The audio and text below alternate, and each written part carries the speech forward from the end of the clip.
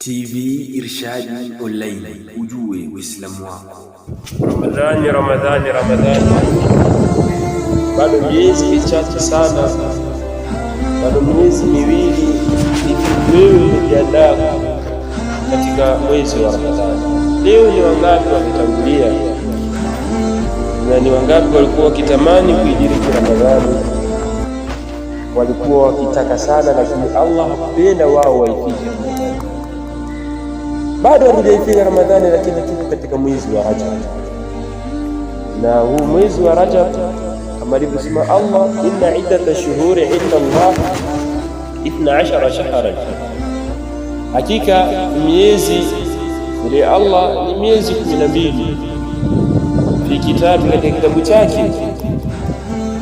Minha, Allah kasema minha arba'atu hurum, miongoni mwa hiyo miezi 12 kuna minne ni mitukufu. Fala tadhlimu fihinna anfusakum, msidhulumu nafsi zenu katika miezi hiyo.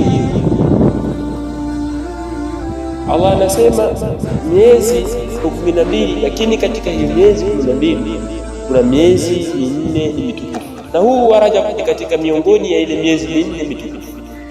Je, ni wewe kujiuliza nafsi yako? Bali insana ala nafsihi basira, bali kila mwanadamu anaifahamu nafsi yake zilivyo. Vipi umetanguliza, vipi umefanya kheri? Allah anasema tusizulumu nafsi zetu katika miezi hii.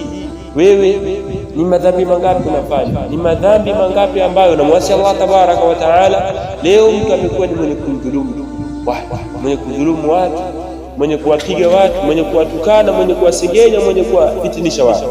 Mwezi huu mtukufu wa Rajab ni mwezi ambao Allah anasema ni katika ile miezi mitukufu, na huu mwezi yapaswa sisi tusizulumu nafsi zetu, tufanye yale mema, tuswali sana, yaani usifanye kila jema, usizulumu nafsi zako. Mwezi huu wa Rajab, baada ya Rajab kuna Shaaban, baada ya Shaaban ni mwezi mtukufu wa Ramadhani. Bado mwezi mmoja kuja kuifikia mwezi wa Ramadhani. Ndugu zangu katika imani, hichi kitambo cha kufikia mwezi wa Ramadhani ni kitambo kirefu. Wenda Allah tabaraka wa taala kufisha, kikubwa ni wewe kudumu na kuomba dua Allah kufikisha.